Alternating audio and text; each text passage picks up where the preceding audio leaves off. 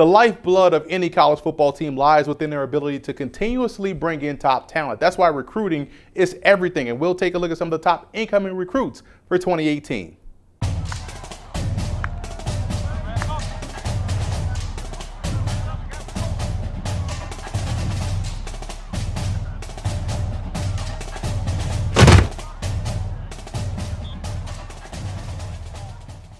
The Bryant Bulldogs landed a gem in defensive back Jared Martin. The first thing that really jumps out at you on film about his game is his outstanding hands. And I'm not just saying that for the sake of hyperbole. He's legit in that area. I found myself constantly thinking, man, he could be a terrific wide receiver, but as a free safety, he can be equally as terrific. Hell, with hands like that, why not play both sides of the ball? But in all seriousness, head coach James Perry got himself a fine prospect in the 6'3", 185-pounder.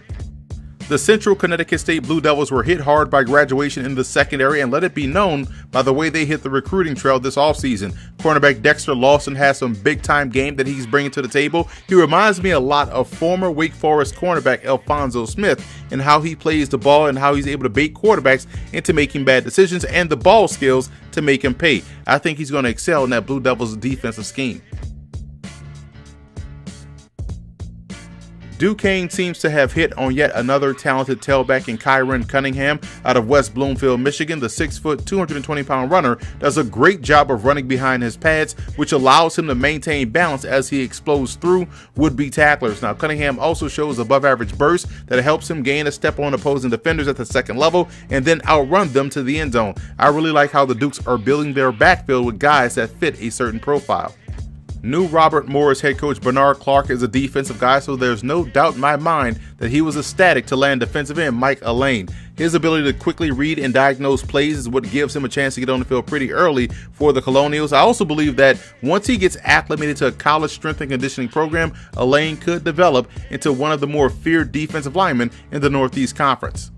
I really like how Marquez McCray throws the football. Placement is everything in terms of quarterback play, and that's where McCray excels. He consistently puts the ball where it should be to both maximize yards after the catch and to protect the receiver. Head coach Mark Nofri has done a great job over the years in acquiring talent, and the 6'2", 205-pound signal caller out of Philadelphia is the only quarterback they brought in this recruiting cycle, which speaks to volumes of what they think about his potential.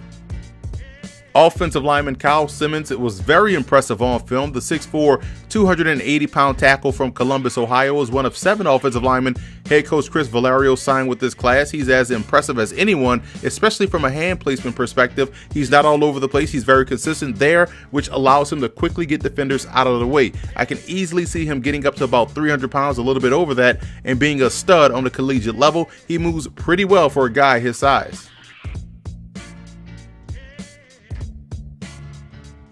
And finally, head coach Jason Hotaling has quietly recruited extremely well during his tenure as Wagner's head guy in charge. Linebacker Ali Brightwell was getting offers from numerous programs across the country, but chose to play his college ball in Staten Island with the Seahawks. He's rangy, athletic, and plays a run like he's a 250-pound old-school backer.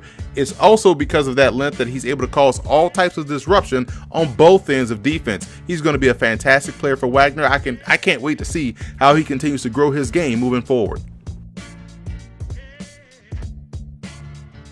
So that's a wrap from Football Game Plan's FCS Kickoff. Be sure to follow us on all of our social media accounts, and don't forget to check out and subscribe to the FCS Opening Drive podcast on iTunes and also on SoundCloud, where Dave Hashagen and myself dive deeper into the world of the FCS. And don't forget to subscribe to the Football Game Plan Network on YouTube, where you can find all of our FCS video content at youtube.com/footballgameplan.